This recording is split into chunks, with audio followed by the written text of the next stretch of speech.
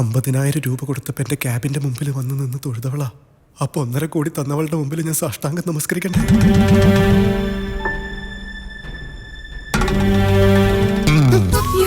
പ്രണാമം. മാപ്പ് ജാനകി, മാപ്പ്.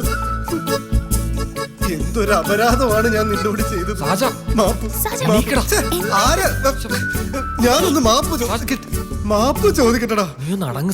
ജാനകി, ഞാൻ അതൊക്കെ പിന്നെ പറയാം. ഞാൻ പറഞ്ഞതല്ലേ, നീ ചുമ്മാ. Janaki, sorry, really sorry. മാപ്പെങ്കിലും പറയട്ടടാ. വേണ്ട, ഇവരെ പിടിച്ചോണ്ട് പോ. ചുമ്മാ ഓഫീസിൽ കാര്യം പറയട്ടടാ. ഒരു കാര്യം പറയണ്ട. അത് പിന്നെ അവന് ഭയങ്കര കുറ്റബോധം. പിന്നെ ഒത്തിരി വഴക്ക് പറഞ്ഞൊന്നും പറഞ്ഞു. അവൻ നിന്നെ വഴക്ക് പറഞ്ഞാൽ അവൻ ദുഃഖിച്ചോട്ടെ. അതിന് നീ എന്തിനാ കരയുന്നത്? നീ ഇങ്ങനെ മെലോ ഡ്രാമ കളിക്കാതെ. ആ പൈസ നമ്മുടെ കയ്യിലുണ്ടെന്ന് പറഞ്ഞാൽ ജാനകി ഭയങ്കര വയലന്റ് ആയിട്ട് റിയാക്ട് ചെയ്യും. അതുകൊണ്ടാ കയ്യിലുള്ളത് കൊടുത്തിട്ട് ഞാൻ പറയാന്ന് പറഞ്ഞത്. എടാ, ഞാനത് സാരമില്ല, എനിക്ക് നിന്റെ മനസ്സറിയാം. നീ പോയി പൈസ എടുത്തോണ്ടോ. അത് മറ്റന്നാ കഴിഞ്ഞിട്ട് പിന്നെ 2 ദിവസം കൂടെ കഴിഞ്ഞിട്ട് കൊടുത്താൽ പോരെ? അത് കൊള്ളാം. അവകാശിയെ കണ്ടെത്തി മുഴുവൻ കാശും കൊടുക്കാൻ തിടുക്കം കൂട്ടിയ ആളാ. എന്താ, നിനക്കത് കൊടുക്കാൻ താല്പര്യമില്ലേ? എടാ, ഇന്ന് തന്നെ കൊടുക്കണം. അവളുടെ അവസ്ഥ അത്രയ്ക്ക് മോശമാ. നീ പോയി എടുത്തോണ്ട് വാ. ചെല്ല്, വേഗം പോയിട്ട് വാ.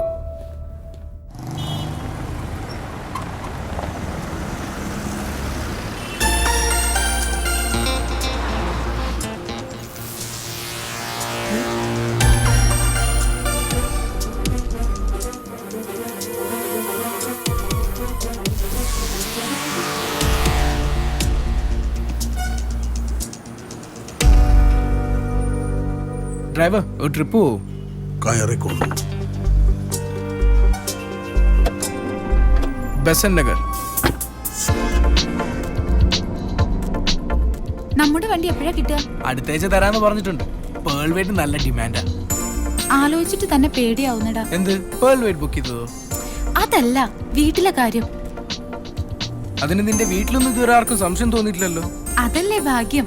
വെള്ളിയാഴ്ച വൈകുന്നേരം വീട്ടിലേക്ക് പോയി തിങ്കളാഴ്ച രാവിലെ വരുന്നതുകൊണ്ട് ഹോസ്റ്റലിൽ നിന്ന് വരുന്നു തന്നെയാ വിശ്വാസം. നിന്റെ തന്ത ഒരു ടൈപ്പ് അല്ലേ? അങ്ങേര് അറിഞ്ഞാലും വലിയ ഭൂകമ്പം ഒന്നും ഉണ്ടാവുന്ന എനിക്ക് തോന്നുന്നു. ബുദ്ധിലേശം കുറവാ, പക്ഷെ തെറ്റിയ തറയാ. ഒന്നാന്തരം പേപ്പട്ടിയുടെ സ്വഭാവം. എന്തു പറ്റി? ഒന്ന് കുറച്ചതാ, അല്ല ചുമച്ചതാ. ശരിയായി. അമ്മാവനെ അത് ചെയ്യൂ ഇത് ചെയ്യൂ എന്നൊക്കെ മൈക്ക് വെച്ച് വിളിച്ചു പറഞ്ഞിട്ട് പോയതാണല്ലോ അനന്തരവൻ. പിന്നെന്താ പുലി പൂച്ചയെ പോലെ ആയത്? സാജേട്ടൻ ഫോൺ ചെയ്ത കാര്യം ഞാൻ അമ്മയോട് വ്യക്തമായി പറഞ്ഞതല്ലേ, പിന്നെന്തിനാ ഒരു കുത്തുവാക്ക്? എന്തൊക്കെയോ പ്രശ്നങ്ങൾ ഉണ്ടായിരുന്നു ഏട്ടന്. കുറെ പൈസയുടെ ആവശ്യമുണ്ട്. അതൊക്കെ ശരി. നിന്നെ കെട്ടാന്ന് ഇവൻ പറഞ്ഞോ? അതും പറഞ്ഞു. അത് നീ പറഞ്ഞാ പോരാ, ഇവൻ പറഞ്ഞ് ഞാനും നിന്റെ അച്ഛനും കേൾക്കണം. നളിനിയെ കെട്ടിക്കോളാന്ന് ഞാൻ അവളോട് പറഞ്ഞതാ. ഇനി ഞാൻ തന്നെ പറഞ്ഞ് കേൾക്കണമെങ്കിൽ പറയാം. നളിനിയെ ഞാൻ കല്യാണം കഴിച്ചോളാം. ശുഭലക്ഷണം. നല്ല കാര്യം പറയുമ്പോ പല്ലി തന്നെ ചലക്കണമെന്നൊന്നുമില്ല. വണ്ടി ശബ്ദം കേട്ടാലും മതി. ആ കൊച്ചാട്ടൻ ഇപ്പൊ വന്നത് നന്നായി. കാര്യങ്ങളൊക്കെ അരക്കിട്ടുറപ്പിക്കാലോ. നല്ല പശുപാലിരിപ്പോട്ട് ഞാൻ ചായ എടുക്കാം. ഒരു വിശേഷം പറയാനുണ്ട്. എന്താ?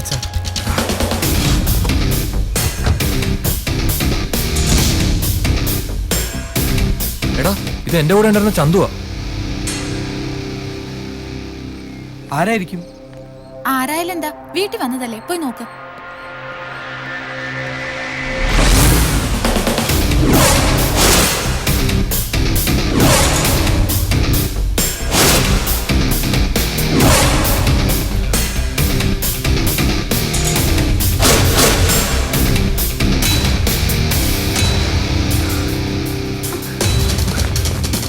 ചന്തു, നിക്കാൻ. പാറു, വാലടക്ക്. ചന്തു, പറയുന്നത് കേക്ക്. എനിക്ക് നിന്നോട് സംസാരിക്കാനുണ്ട്.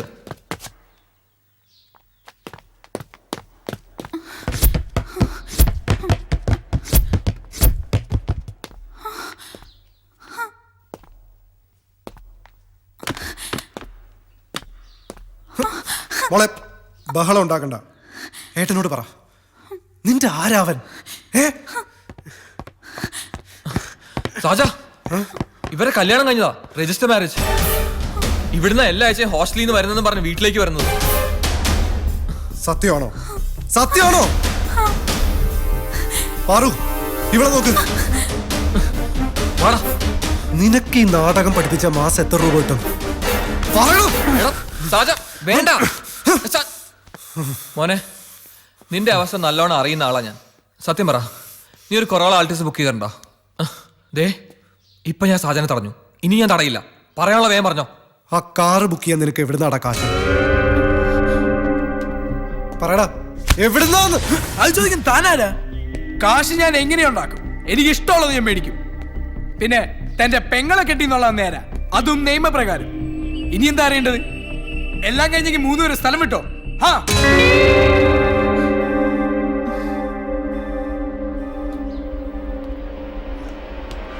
ഡാ,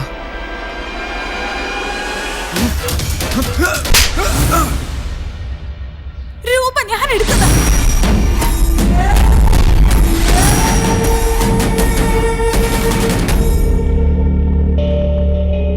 ഏട്ടന്റെ മുറിന്ന് ആ പെട്ടിയിലെ കാശ് മുഴുവൻ ഞാൻ എടുത്തു.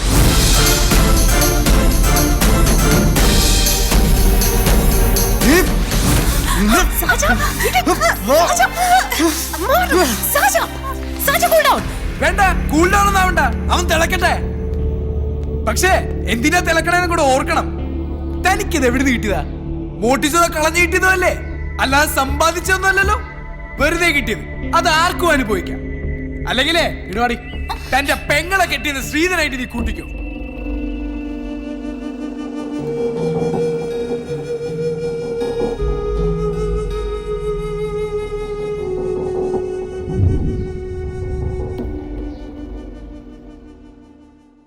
സാജനും ഞങ്ങളും വലിയൊരു പ്രശ്നത്തിലാ. ചിലവാക്കിയ കാശ് കഴിഞ്ഞ് ബാക്കിയുള്ളത് കിട്ടിയാ നമ്മളെല്ലാവരും രക്ഷപ്പെടും. നിങ്ങളുടെയൊക്കെ ഉയർച്ച കണ്ടപ്പോൾ ഞാനും പെട്ടെന്ന് പണം ഉണ്ടാക്കാനുള്ള വഴി എടിപ്പോയി. ഇപ്പൊ കൈ കാശൊന്നുമില്ല. ഇനി മുടക്കിയ പണം തിരിച്ചു വരണം, അല്ലെങ്കിൽ എവിടെന്നെങ്കിലും കക്കണം. ജാനകിയുടെ പണം എങ്ങനെയാടാ കൊടുക്കുക? പെട്ടെന്നത് കൊടുക്കണം.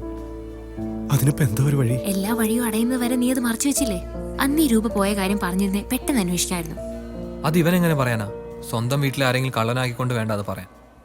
വേറൊരു കുരിശിപ്പ് എന്റെ മണ്ടയിൽ വന്ന് വീഴും.